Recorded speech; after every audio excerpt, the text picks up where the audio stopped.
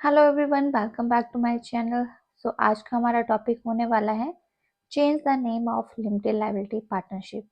Limited liability partnership की series हम कर रहे हैं। ये सीरीज का थर्ड लेक्चर है। सेक्शन नंबर 19 डिफाइन करता है एलएलपी एक्ट 2008 का कि अगर हमें लिमिटेड लायबिलिटी पार्टनरशिप चेंज करनी है तो उसका प्रोसीजर क्या रहेगा। सबसे पहले स्टेप नंबर 1 रहता है कि जितने भी मेंबर्स हैं, जितने भी पार्टनर्स हैं, वो आपस में मिलकर डिसीजन लेते हैं कि लिमिटेड लायबिलिटी पार्टनरशिप का नाम चेंज करना है। देन अप्लाई किया जाता है न्यू नेम के लिए कि उसके लिए एक फॉर्म फिलअप करना पड़ता है। Issue the notice to the public, public को नोटिस देना पड़ता है कि जो पुराने नाम की लिमिटेड लायबिलिटी पार्टनरशिप थी वो चेंज हो रही है। File the form number 5 for LLP, LLP के लिए फॉर्म फिलअप करना पड़ता है। सप्लीमेंट्री एग्रीमेंट एलएलपी के सबमिट करवाने पड़ते हैं। और आरओसी, रजिस्ट्रार ऑफ कंपनी, एक सर्टिफिकेट न्यू जारी करता है न्यू नेम से, जो फाइनली सिलेक्ट होता है। बात करें हम 1 बाय 1 स्टेप की, तो प्रोविजन जो है वो चेंज का वो सेक्शन नंबर 19 में डिफाइन है। लिमिटेड लायबिलिटी पार्टनरशिप जब भी अपने पार्टनरशिप में किसी तरह का चेंज करना चाहती हैं तो रूल्स आपके सेक्शन 19 के अप्लाई होंगे। Where the limited liability partnership changes its name, it shall within the 21 day of the change, यानी कि चेंज के 21 डे के अंदर अंदर इसको अपना लिमिटेड लायबिलिटी पार्टनरशिप को नाम चेंज करना पड़ता है और रजिस्ट्रार नोटिफाई करता है with the form of return कि आपका नाम चेंज हो गया है। और new name does not apply to the requirement of the section 18 and 92, registrar shall not register to the limited liability partnership and new name। अगर आपने सेक्शन नंबर 18 और सेक्शन नंबर 92 की रिक्वायरमेंट रजिस्ट्रार के पास submit नहीं की है तो registrar new name को एंटर नहीं करता है। कुछ नोटिफिकेशन है द चेंज ऑफ लॉ जो आपकी सब सेक्शन 2 के तहत है। सबसे पहले आपको रिकॉर्ड रखना पड़ेगा change of the name of the limited liability partnership, और जो रिकॉर्ड है they can be submit to the registrar of the company and the registrar of company issue the new certificate of the registration. New name से दोबारा से registration का certificate मिलता है और ये पब्लिक नोटिस जारी करना पड़ता है। वो डायरेक्ट रजिस्ट्रार के थ्रू भी जारी किया जा सकता है कि लिमिटेड लायबिलिटी पार्टनरशिप ने अपना नेम चेंज कर दिया है, वो पब्लिक को भी पता होना चाहिए। जहाँ पे रजिस्ट्रार पूरे टर्म एंड कंडीशन से सेटिस्फाई हो जाता है तभी वो जारी करेगा नाम। अगर वो सेटिस्फाई नहीं होता तो लिमिटेड लायबिलिटी पार्टनरशिप के लिए नोटिस जारी किया जाता है, कोई भी डाउट है वो क्लियर किए जाते हैं, देन ही आपको रजिस्ट्रेशन का सर्टिफिकेट मिलेगा। एंड अनदर वन थिंग कि अगर limited liability partnership does not change any name, वो तब तक नाम चेंज नहीं कर सकती हैं जब तक वो स्पेसिफाई नहीं करती है रजिस्ट्रार को। ठीक है, विद द रजिस्ट्रार वो अपना नेम चूज नहीं करेगी। वो selection they can be selected name जो है they can be offer to the registrar, वो ही उसको अप्रूव करता है। And we are the registrar register the limited liability partnership with the new name and issue the certificate of the registration to LLP। तो जैसे ही new name enter कर देता है रजिस्ट्रार, एक सर्टिफिकेट जारी किया जाता है आरओसी के थ्रू नए नेम का। अगर किसी तरह का भी फ्रॉड उसमें पाया जाता है या कंपनी किसी कारणवश कोई चेंज कर रही है तो उसके लिए कंपनी सॉरी फर्म लाइबल होगी। एंड अनदर वन थिंग, ऐसा नहीं है कि नाम चेंज होने से बाकी टर्म एंड कंडीशन चेंज हो जाएगी, वो वैसे की वैसे ही बनी रहेगी। राइट एंड ऑब्लिगेशन इफेक्ट नहीं होते हैं नाम चेंज करने से, वो दायित्व तो वैसे ही बने रहेंगे जो पिछली कंपनी पिछली फर्म के दायित्व थे, पिछली पार्टनरशिप के दायित्व थे, उसमें किसी तरह का कोई चेंज नहीं होता। बात करते हैं registered office of the limited liability partnership. Registered office under section 13 of LLP act में डिफाइन है। रजिस्टर्ड ऑफिस होता कौन है, यानी रजिस्टर्ड ऑफिस जहाँ से आप काम करते हो, जहाँ पे डॉक्यूमेंट आपको रिसीव हो सकते हैं, जहाँ पे आपसे कम्युनिकेट रजिस्ट्रार या बाकी लोग करेंगे, वो ही आपका रजिस्टर्ड ऑफिस होता है। तो जितने भी लिमिटेड लायबिलिटी पार्टनरशिप है उन सब का एक रजिस्टर्ड ऑफिस होता है जहाँ पे कम्युनिकेशन के लिए, नोटिस सेंड करने के लिए उनका प्रॉपर एड्रेस जो रजिस्ट्रार ऑफिस में देना पड़ता है। डॉक्यूमेंट कहाँ का कौन-कौन से रजिस्टर ऑफिस में भेजे जाते हैं? May be limited liability partnership के डॉक्यूमेंट, पार्टनर्स के डॉक्यूमेंट, डेजिग्नेटेड पार्टनर, उनकी पोस्ट सर्टिफिकेट एंड इनकॉर्पोरेशन का certificate, everything they can be send on this office address. तो रजिस्टर ऑफिस होना बहुत ज़रूरी है जहाँ पे कम्युनिकेट किया जाता है। लिमिटेड लायबिलिटी पार्टनरशिप अपने रजिस्टर्ड ऑफिस को भी चेंज कर सकती है। उसके लिए रजिस्ट्रार को नोटिस देना पड़ता है, फॉर्म भरना पड़ता है, कंडीशंस बतानी पड़ती है, सब्जेक्ट बताना पड़ता है कि क्यों वो चेंज कर रहे हैं, तो वो इफ़ेक्टिवली चेंज हो जाता है। बट अगर कोई भी लिमिटेड लायबिलिटी पार्टनरशिप किसी तरह का चेंज कर रही है अपने नाम में, अपने रजिस्टर्ड ऑफिस में, और उसके पीछे कोई और वजह है, मे बी फ्रॉड, चीटिंग या मिसएप्रोप्रिएशन, तो उनके लिए फाइन और पनिशमेंट रखी होती है। कई बार क्या लिमिटेड लायबिलिटी बन जाती हैं, पार्टनरशिप बन जाती हैं, वो चीटिंग करती है, फ्रॉड करती है, उसके बाद अपना नाम चेंज कर देती है, अपना ऑफिस एड्रेस चेंज कर देती है, जिसकी वजह से वो पकड़े नहीं जाते। तो ऐसा नहीं है, अगर ऐसा कुछ है तो उसके लिए पेनल्टी और फाइन रखा होता है। अब बात करते हैं डिफरेंस की। What is the difference between the Partnership Act and the Limited Liability Partnership Act? Partnership act को 1932 में डिफाइन किया गया है, 1932 में, और रजिस्ट्रेशन इसकी मैंडेटरी नहीं होती पार्टनरशिप एक्ट की। लिमिटेड लायबिलिटी एक्ट 2008 है और इसकी रजिस्ट्रेशन आरओसी के अंदर करवाना जरूरी है।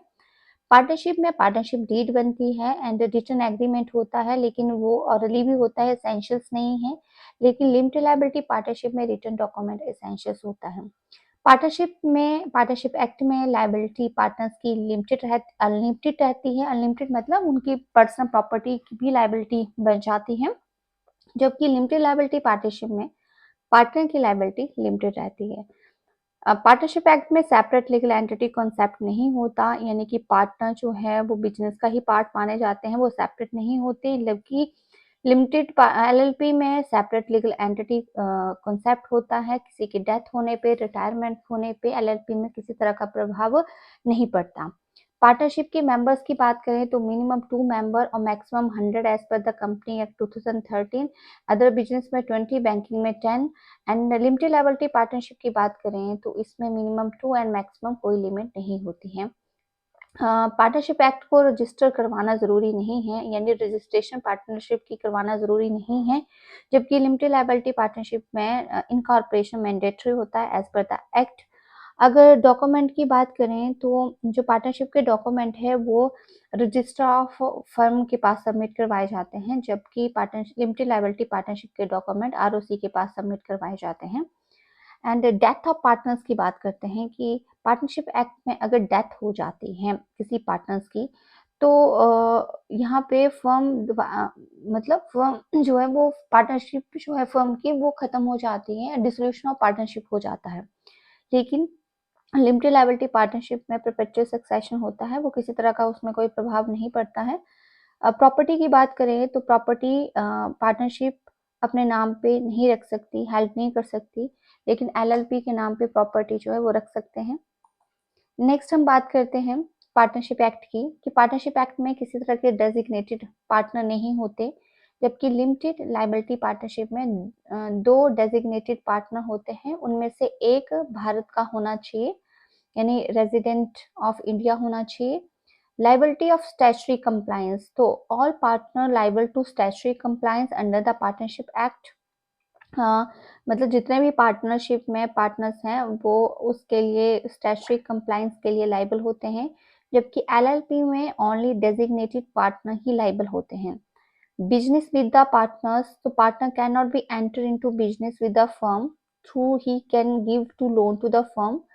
पार्टनर्स बिजनेस में पार्टनरशिप के तौर पे मतलब एज ए बिजनेस के तौर पे can not enter into the business with the firm and he can give to loan to the firm, ठीक है। बट पार्टनर जो एलएलपी है can be enter into the business with LLP and can also give to loan to LLP. वो LLP के साथ उनका agreement हो सकता है और एलएलपी को वो लोन भी दे सकते हैं। म्यूचुअल एजेंसी की बात करें तो पार्टनरशिप में म्यूचुअल एजेंसी क्रिएट होती है। एक पार्टनर के काम पे बाकी भी व्यक्ति बॉन्डेड होते हैं, यानी कि पार्टनर, प्रिंसिपल और एजेंट दोनों यहाँ पे होता है। लेकिन लिमिटेड लायबिलिटी पार्टनरशिप में म्यूचुअल एजेंसी नहीं होती। यहाँ पे अगर किसी भी पार्टनर को एजेंट ट्रीट नहीं किया जाता, कोई भी पार्टनर किसी एक्ट से दूसरे को बॉन्ड नहीं करता है।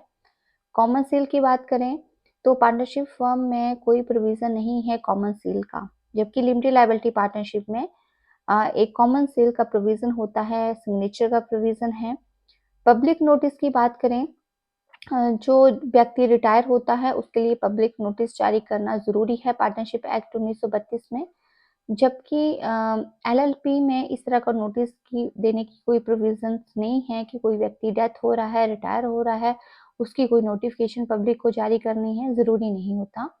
Partnership firm can be dissolve हो सकती है, लेकिन एलएलपी वॉलंटरली या ट्रिब्यूनल के थ्रू बाइंडिंग अप होगी। व्हिसल ब्लोइंग का कॉन्सेप्ट पार्टनरशिप एक्ट 1932 में नहीं है, जबकि एलएलपी में व्हिसल ब्लोइंग का कॉन्सेप्ट है, यानी कि कोई सीक्रेट इन्फॉर्मेशन लीक कर रहा है उसके लिए पनिशमेंट एंड फाइन पेनल्टी उसमें रहती है। ये तो होगी डिफरेंस पार्टनरशिप एक्ट और एलएलपी की। अब हम बात करते हैं कंपनी और एलएलपी में क्या फर्क होता है। कंपनी कंपनी एक्ट 2013 के अंदर फॉर्म की जाती है और उसके अपने प्रोविजंस होते हैं, यानी एप्लीकेशंस होती हैं, और एलएलपी एक्ट 2008 एप्लीकेबल होता है। कंपनी में मेंबर्स की बात करें तो प्राइवेट कंपनी में मिनिमम 2 मेंबर, मैक्सिमम 200, और पब्लिक कंपनी में मिनिमम 7 मेंबर, मैक्सिमम कोई लिमिट नहीं होती, और 1% कंपनी में 1 मेंबर होता है, जबकि लिमिटेड लायबिलिटी पार्टनरशिप में मिनिमम 2 मेंबर और मैक्सिमम कोई लिमिट नहीं होती है। कंपनी की मैनेजमेंट की बात करें तो कंपनी की management board of director, managing director, whole time director के थ्रू की जाती है, जबकि लिमिटेड लायबिलिटी पार्टनरशिप में डेजिग्नेटेड पार्टनर है। 2 डेजिग्नेटेड पार्टनर का होना ज़रूरी है, वो स्टैट्यूटरी कंप्लायंस वैधानिक जो भी गतिविधियाँ होती हैं वो उनको मतलब पूरा करते हैं। नेम की बात करें तो कंपनी को अपने नाम के साथ प्राइवेट लिमिटेड, पब्लिक लिमिटेड या फिर ओपीसी लिखना ज़रूरी है, यानी limited for public company, private limited for private company, OPC for 1% company लिखना ज़रूरी है। जबकि एलएलपी में अपने प्रोडक्ट के साथ लिखा जाता है LLP.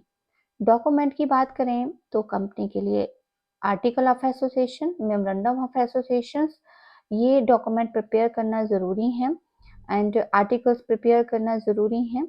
So article of association can be filled up at the time of the incorporation, और प्राइवेट कंपनी के लिए ज़रूरी है। In case of public company table A follow कर सकती हैं।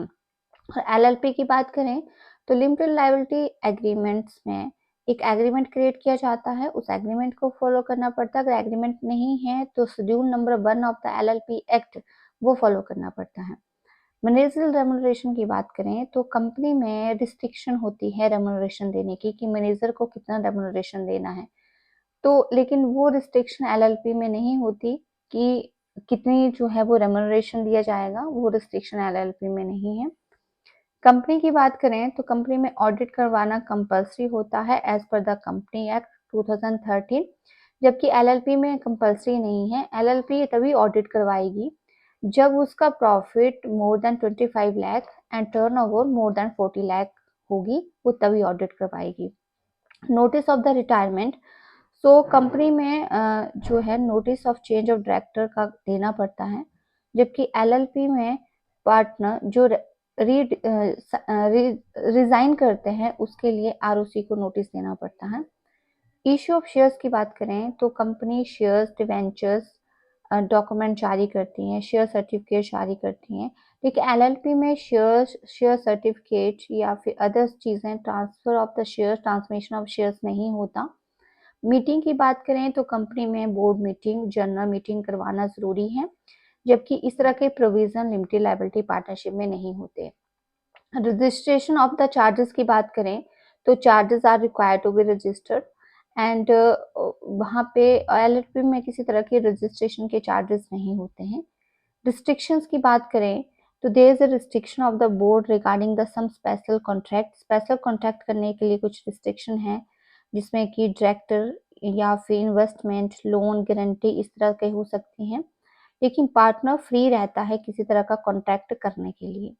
डिस्क्लोजर ऑफ इंटरेस्ट कॉन्ट्रैक्ट की बात करें so director are required and contract with the director are interested, यानी यहाँ पे अगर कोई भी कॉन्ट्रैक्ट होगा वो डिस्क्लोज करना ज़रूरी है, लेकिन यहाँ पे no disclose the required to the contract conversion. Private company can be converted into the LLP, तो एलएलपी में कन्वर्ट हो सकती हैं प्राइवेट कंपनी, लेकिन LLP can never be converted.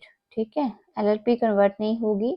Procedure क्या है, जिस तरह से कंपनी को पहले डिजिटल सिग्नेचर सर्टिफिकेट लेना पड़ता है, DIN नंबर लेना पड़ता है, नेम अप्रूव करना पड़ता है, एंड उसी तरह से एलएलपी में भी आपको डिजिटल सिग्नेचर सर्टिफिकेट लेना पड़ेगा। आपका डेजिग्नेटेड एक director identification number DIN number company में होता है, जबकि director designated partner identification number DPIN को एलएलपी में जारी किया जाता है, एलएलपी के डेजिग्नेटेड पार्टनर को जारी किया जाता है। तो ये था difference between the company and the partnership.